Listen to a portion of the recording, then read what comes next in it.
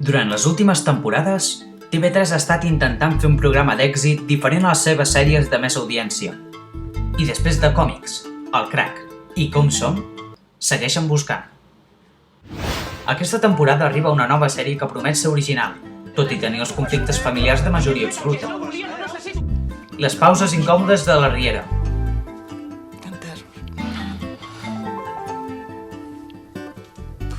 Ara hauríem de sentir allò de talleu és bona.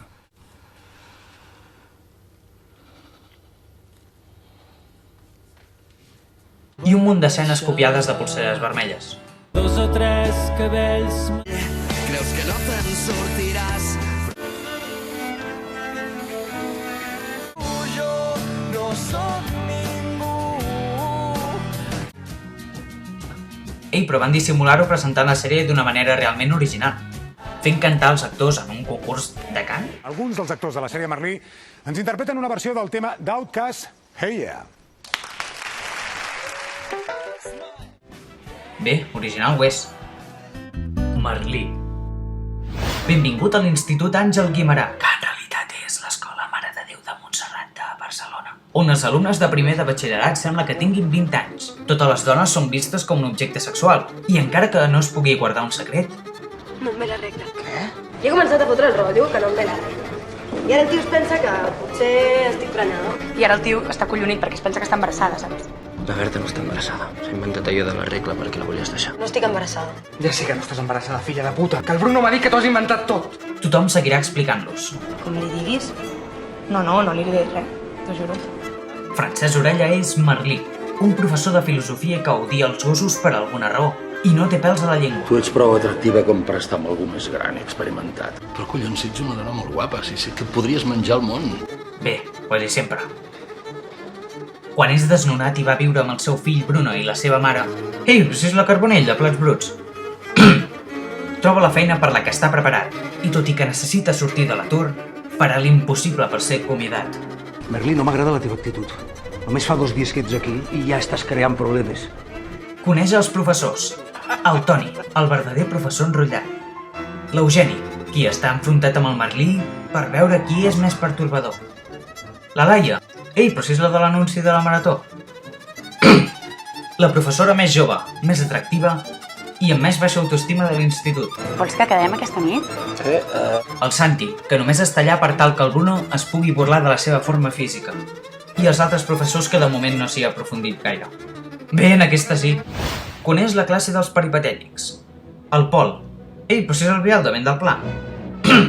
Que hauria de ser el protagonista de la sèrie, ja que pateix problemes familiars... ¿No me mata a trabajar? ¿Ya empiezas con el rollo de los sacrificios o qué pasa? Problemes econòmics... Nos han cortado la luz. ¿Qué dices? Oye, avisaron 2 veces, ¿no pagaste la factura? Problemes de parella... Jo ja no vull estar amb tu. Dubtes sobre la seva sexualitat... I la mort d'un ésser estimat. Pobre tio. La Berta, la exnòvia del Biel, vull dir del Pol. I no tinc res a dir sobre ella, però no us encarinyeu massa. Fes un esforç per aprovar primer i a segon et canvies a batxillerat artístic. La Tània. La persona més odiosa de l'univers. Ja està, és això, estàs contenta? Sí, estic més contenta! Ets un puto marica de merda. Ets un puto marica de merda reprimit, que no liares mai amb un puto tio, perquè ets un covard i un hipòcrita. Mira'm els ulls, ets un hipòcrita, Bruno. Que fins i tot els seus amics n'estan fins als ous d'ella. Ets una passada en tots els aspectes. Com m'estàs dient gorda? Sí, t'estic dient gorda. Ets una puta gorda que no para de telegram. Gorda plasta! Per on anava? L'Ivan, un noi amb principis d'agorofòbia. Ei, però si és el Matthew de Scott Pilgrim contra el món. Que en qüestió de capítols passarà de ser una màquina de malgastar fulls de llibreta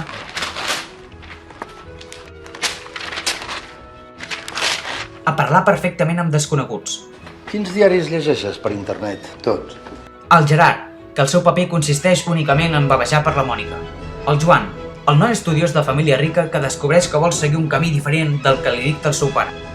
Ei, però si és el Kovala de Kovala Moreno i Manchón. El Marc, un noi sensible amb ànima de poeta. Bé, quasi sempre.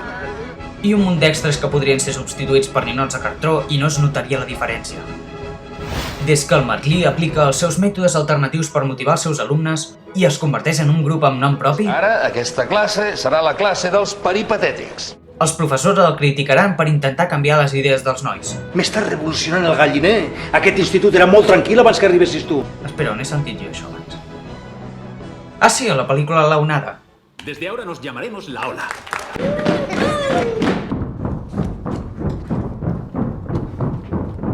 Pero es que se han vuelto locos. Todo esto tiene un fin pedagógico. Tendría que ver cómo se expresan los chicos. Todos están muy motivados.